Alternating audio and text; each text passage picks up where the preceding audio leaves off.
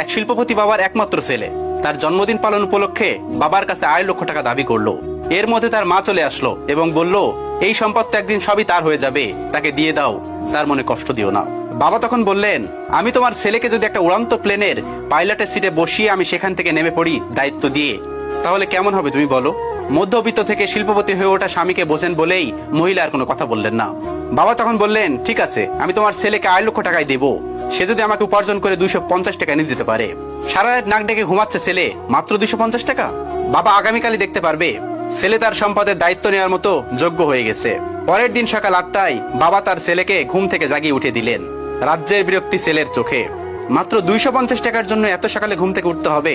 Ready হয়ে নাস্তা সেরে একেবারে ফুলবাবু সেজে 250 টাকা উপার্জনের জন্য বের হয়ে গেলেন। পকেটে 1 টাকাও নেই, সাথে দেখার জন্য বাবা একটা লোকও দিয়েছেন। ঘর থেকে বের হওয়ার পর তার মনে হচ্ছে সে যেন একটা সমুদ্রের মধ্যে হাবুডুবু খাচ্ছে।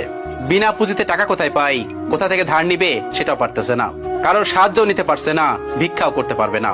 পরিশ্রম করে উপার্জন করতে হবে। ভাবতে ভাবতেই দুপুর হয়ে গেল। সামনে একটা রিক্সার গ্যারেজ, ঢুকে পড়লো সেখানে, কিন্তু অপরিচিত মানুষকে তারা রিক্সা দেবে না। হঠাৎ মাথায় একটা বুদ্ধি আসলো, রিক্সা পাইনি তো কি হয়েছে, রিক্সা ঠেলতে তো পারবে।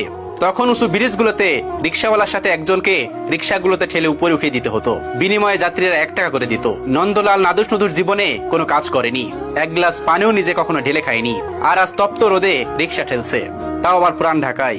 10টা রিক্সা ঠেলে 50 টাকা উপার্জন করলো। 11 নম্বর রিক্সা ঠেলতে গিয়ে হোঁচট খেয়ে হাঁটু গেল ছিঁড়ে। আবার উঠে দাঁড়াতে যাত্রীর হাতে 5 টাকা দিলে চোখে অজর ধারায় কান্না চলে আসলো। ঘন্টাখানেক পর হাঁটুর ব্যথা আর তীব্র হতে লাগলো। বিকেল পর্যন্ত গুনে কেবল 90 টাকা উপার্জন হয়েছে।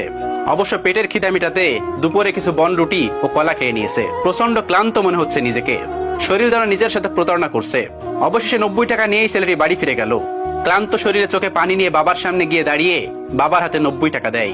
বাবাকে জড়িয়ে হু হু করে কাঁদতে কাঁদতে বলল, আমি পারিনি বাবা। তখন মায়ের অজর ধারা গুনগুন কান্না পরিবেশটা আরো ভারী করে তুলছে।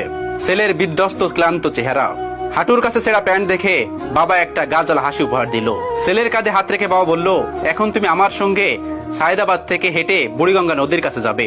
কোনো প্রশ্ন না। 4-4টা গাড়ি থাকতে, 2জন ড্রাইভার থাকতে হেঁটে কেন? ছেলের জিজ্ঞাসা চোখে বাবা বললেন, বাবা, আজকের এই পজিশনে তো আমি একটু একটু করে এভাবে এগিয়ে এসেছি, গাড়ি বা বিমানের গতিতে আসেনি। তুমি তো মাত্র একটা দিন কষ্ট করেছো, একটু ধৈর্য ধরো। ক্লান্ত ছেলের হাত ধরে হাঁটতে হাঁটতে রাত 11:30টার দিকে ব্রিজে পৌঁছালো পিতা এবং পুত্র। শান্ত নদী রেলিং ধরে দাঁড়িয়ে বাবা বললেন, তুমি আমার হাতে 90 টাকা দিয়েছো তাই না? ছেলে বললেন, জি বাবা, আমার জীবনের প্রথম উপার্জন। বাবা বললেন, আমি জানি তোমার এই টাকাগুলো উপার্জন করতে তোমার অনেক কষ্ট করতে হয়েছে। এখন আমি তোমাকে যা বলি শোনো। আমি জানি আমার ছেলে ছোটবেলা থেকে অঙ্কে খুবই ভালো।